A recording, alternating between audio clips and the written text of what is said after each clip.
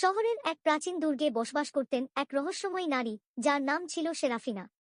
তিনি ছিলেন অপরূপ সুন্দরী, বুদ্ধিমতী এবং জাদুকরী ক্ষমতার অধিকারী। তার চোখের চাহনি যেন এক গভীর সমুদ্র, যেখানে হারিয়ে যাওয়া খুব সহজ। একদিন এক ভিনদেশী যুবক অ্যালারিক দুর্গের দরজায় কড়া নাড়ল।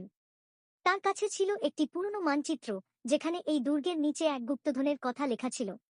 কিন্তু দুর্গের রক্ষক ছিলেন সেরাফিনা, যিনি কাউকে সহজে তার গোপন রহস্য জানতে দিতেন না। সন্ধ্যার আবছা আলোয় লাল মখমলের পোশাকে সেরাফিনা একটি সোনালী পেয়ালায় রক্তের মতো গাঢ় রঙের মদ নিয়ে দাঁড়িয়েছিলেন।